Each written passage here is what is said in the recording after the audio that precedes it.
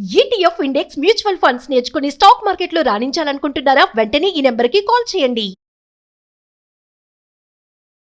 Hi viewers, India's largest digital media network Suman టీవీకి స్వాగతం. ప్రస్తుతం మనతో ఉన్నారండి motivational speaker and language trainer Vijaya Bangaru అమ్మ.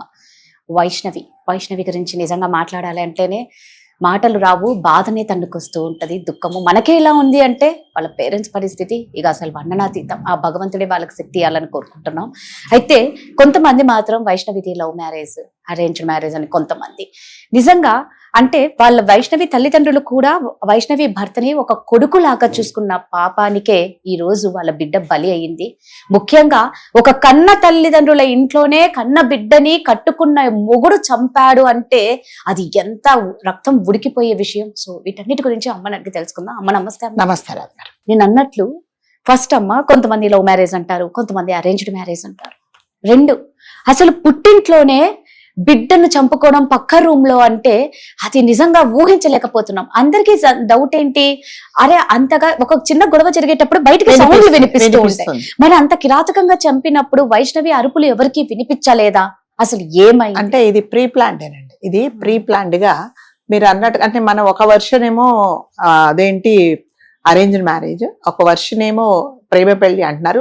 ఏ పెళ్లి అయినా కూడా అతనికి ఇష్టమయ్యే వెంటపడే చేసుకున్నారు. సో పద్ధతి ప్రకారం వాళ్ళ అమ్మను వాళ్ళ నాన్నగారిని తీసుకొచ్చారు, పెళ్లి చూపులు అయినాయి, అంతా అయిపోయింది. ఫస్ట్ ఆ అమ్మాయి వయసు చాలా చిన్నదండి, 18 సంవత్సరాలు.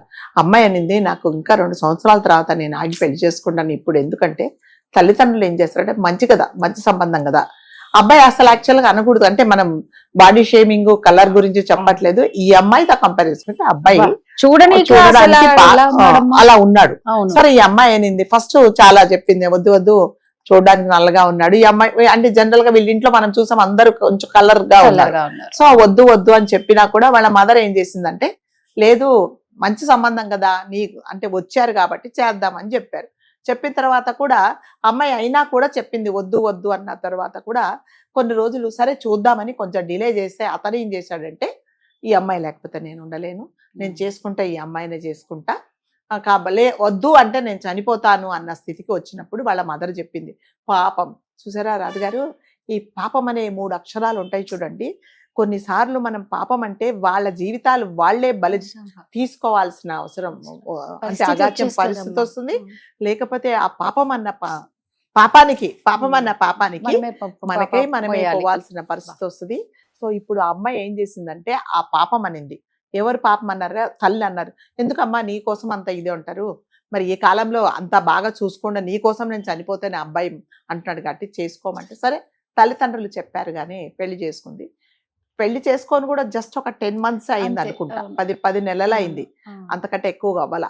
సరే ఒక కొన్ని రోజులు బాగానే ఉన్నారు. బాగున్న తర్వాత వీళ్ళు ఏం చేశారంటే, మరి వాళ్ళ ఇంట్లో అంటే వీళ్ళు కొంచెం ఫైనాన్షియల్ గా బాగున్న వాళ్ళు ఉన్నారు, వాళ్ళు అంటే అబ్బాయి వైపు వాళ్ళు ఏం చేశారంటే, సరే వాళ్ళ అమ్మ అన్నది, ఇంకా మేము నిన్ను చూడలేను అంటే, అబ్బాయి ఎక్కడో హాస్పిటల్లో ఏదో మెడికల్ దాంట్లో పనిచేసేలాగా ఉన్నాడు, సరే చూడట్లేదు అని అంటే, ఈ తల్లిదండ్రులు చెప్పారు మా ఇంటికే వచ్చేయంటే ఇల్లరికం తెచ్చుకున్నాడు. ఎలా తెచ్చుకున్నారంటే, ఒక కొడుకు లాగా చూసుకున్నారు. ఒక కొడుకు అంటే మన ఇంట్లో నాకు ఒక అబ్బాయి ఉంటే ఎలా చూసుకుంటాను, అబ్బాయికి అన్ని కావాలంటే ఏది కావాలన్న అబ్బాయి అడిగాడు, మామయ్య నాకు డబ్బులు కావాలి, ఎంత కావాలా, 5 లక్షలు కావాలా, ఇచ్చేసాడు.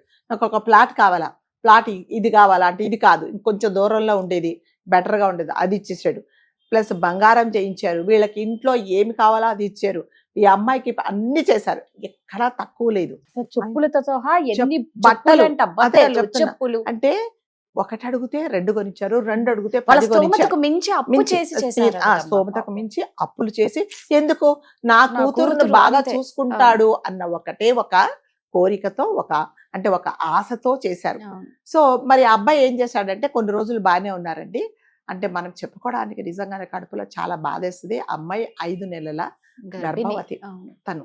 సో అయినా కూడా ఏమాత్రం కనికరం లేకుండా ఈ అమ్మాయిని ఒక 3 రోజుల కిందట, అంటే ఇంకొక ట్రాజడీ ఏంటంటే, వీళ్ళ ఇంట్లోనే తల్లి తండ్రి పక్క రూమ్ లో ఉన్నప్పుడే అమ్మాయిని అతి కిరాతకంగా వాళ్ళ అమ్మ 2 అన్నలు అందరూ వచ్చారు. అంటే వచ్చినప్పుడు వీళ్ళు అడిగారు ఎందుకు వచ్చారు అంటే, ఏదో మేము మాట్లాడుకుంటాం, మరి పెళ్ళైన వాడు కదా వాళ్ళ అమ్మగారు, వాళ్ళు వస్తే ఎవరు వీళ్ళు కూడా కాదనడానికి లేదన్నట్టు అందరూ లోపలికి వెళ్ళారు. అంతకంటే ముందు ఏం జరిగిందంటే, ఈ మామయ్య అన్నారట కొంచెం మంచినీళ్ళు కావాలంటే ఉండి మామయ్య నేను తెస్తానని చెప్పేసి అమ్మాయి వాళ్ళ లోపలికి నాన్న అమ్మాయి వాళ్ళ నాన్నగారు అడిగితే ఈ అల్లుడు ఏం చెప్పాడట నేను తీసుకొస్తానని లోపలికి వెళ్ళి మంచినీళ్ళు తీసుకొచ్చి ఇద్దరికి ఇచ్చాడు. ఆ మంచినీళ్ళు తీసుకొచ్చినప్పుడే ఏదో కలిపాడు అని వీళ్ళ అనుమానం. కలిపిన సో వాళ్ళ మామయ్య చెప్తున్నారు, ఏడు అమ్మాయి వాళ్ళ నాన్నగారు చెప్తున్నారు, నేను మంచినీళ్ళు తాగాను, తాగినప్పుడే నాకు తెలిసిపోతుంది నాకు మత్తు వస్తుందని నేను పడిపోయా, నాకు ఏమీ గుర్తులేదు. అట్లాగే తల్లి కూడా, అంటే వాళ్ళకి ఏమి జరుగుతుందో గుర్తులేదు. అతను చెప్తాడండి వాళ్ళ నాన్నగారు, లోపల ఏదో శబ్దాలు వినిపిస్తున్నాయి, ఏదో జరుగుతుంది కానీ మేము లేవలేకపోతున్నాం, కనీసం లేచి తలుపు కొడదాము అంటే కూడా మా చేత అవ్వలేదు, మా చేత కాలేదు. సో నిస్సహాయ స్థితిలో అన్ని వింటూ మేము అట్లాగే ఉండిపోయాం. మా ఆవిడ నేను ఇద్దరం. వీడు లోపలికి వెళ్ళాడు. అంటే అంతకంటే ముందు రోజు అన్నాడట ఏదో ఫిష్ కావాలి నాకు అని అంటే, సరే రేపు చేస్తానన్నది కావాల్సినవన్నీ తెచ్చి దాన్ని వాష్ చేసి ఫ్రిడ్జ్లో పెట్టాను. అది ఏదైతే కట్ చేశారో అదే కత్తితో ఆ అమ్మాయిని అతి కిరాతకంగా ఫస్ట్ తల తీసి మంచానికి వేసి కొట్టేసేసి, తర్వాత ఇక్కడ అంటే శరీరంలో ఎక్కడ స్థలం ఉన్నా ఎక్కడ ఏమాత్రం ప్లేస్ లేకుండా కత్తితో పొడిచేసాడు. భయంకరంగా అరుస్తూ ఉంటే కూడా అమ్మాయికి ఇంకొకటి ఏంటంటే మత్తు మంది ఇచ్చేసాడు. అమ్మాయి కూడా పెద్దగా అంటే ఎట్లా రాజుగారు ఎంత మత్తులో ఉన్నా ఆ నొప్పి అనేది కొంచెం మనకు తెలుస్తుంది కదా. ఒక చెంపదెబ్బ కొడితే తెలియకపోవచ్చు, మేము లాగే కింద పాడేస్తే తెలియకపోవచ్చు, కత్తితో అతి కిరాతంగా బొలుస్తూ ఉంటే ఆ అమ్మాయి ఇలా గిలగిలా తన్నుకుంటూ ఉంటే కాళ్ళు పట్టేసుకొని ఆ రూమ్ అంతా అమ్మాయి రక్తంతో నిండిపోయింది.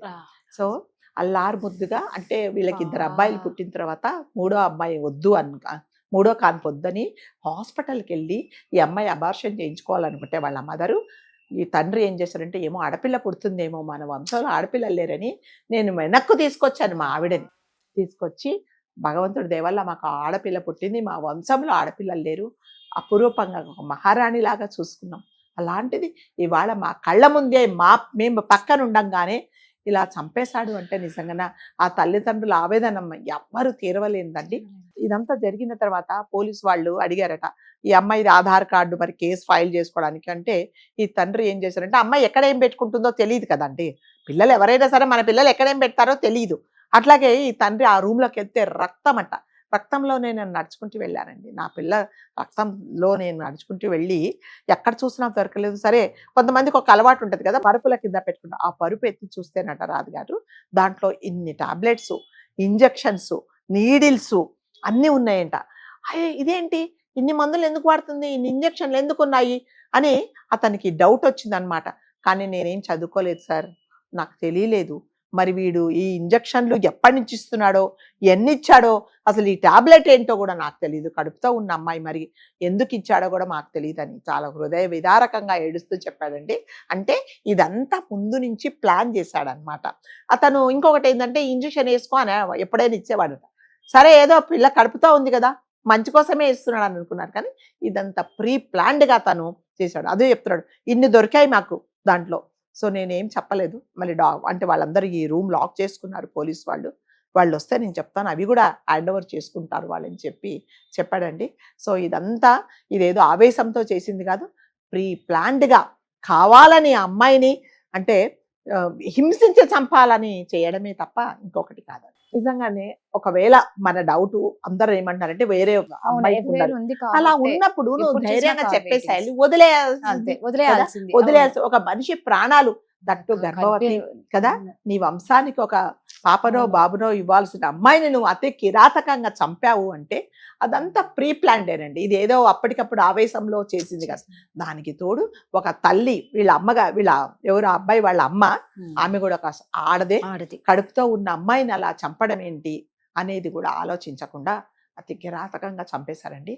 వాళ్ళ తండ్రి ఒకటే చెప్తున్నాడు, నన్ను 5 లక్షలు కాదు ఇంకో 10 లక్షలు అడిగినా ఇచ్చేవాడిని, లేదు మీ అమ్మాయితో నాకు సరిపోవట్లేదు, నాకు డబ్బులు ఇవ్వండి నేను వెళ్ళిపోతానంటే 10 కాదు 20 లక్షలు ఇచ్చి పంపించేసేవాడిని.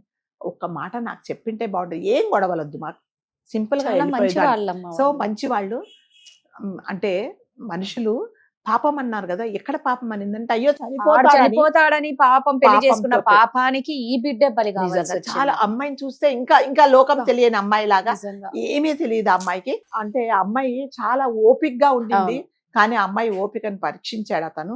లాస్ట్కి నిస్సహాయ స్థితిలో అంటే నీవే కావాలి, నువ్వు లేకపోతే నేను మ్మ్. చనిపోతాను అన్న అతను నీ ప్రాణాలు నేను తీస్తున్నాను అన్నప్పుడు ఆ తీసేటప్పుడు ఆ అమ్మాయి నిజంగానే ఆత్మ ఎంత ఘోషించి ఉంటుందో, నిజంగా. ఎంత కొట్టుకొని ఉంటుందో. సో ఈ పరిస్థితి ఎవరికి రాకూడదండి. కాబట్టి మనం చెప్పేది ఏంటంటే, మీకు ఇష్టం లేకపోతే ఎవరైనా అమ్మాయిలు కానీ అబ్బాయిలు కానీ మీకు ఇష్టం లేకపోతే వదిలేయండి. వదిలేయండి. వాళ్ళ కర్మానికి, వాళ్ళ అవును. పాపానికి, వాళ్ళ దారిని వాళ్ళు వదిలేయండి. కానీ ప్రాణాలు తీసే హక్కు ఎవరికీ ఎవరికీ లేదండి. లేదు. మరి ముఖ్యంగా అత్తగారు, ఆమె కూడా ఒక స్త్రీనే. సో ఒక కడుపుతో ఉన్న అమ్మాయిని నువ్వు చంపుతున్నావు, చంపడానికి నువ్వు సహకరించావు అంటే నువ్వు అంటే అంటారు కదా, ఆడవాళ్ళకి ఒక మచ్చ తెచ్చేలాంటి తెచ్చేలా, సంఘటన నిజంగా. అండి.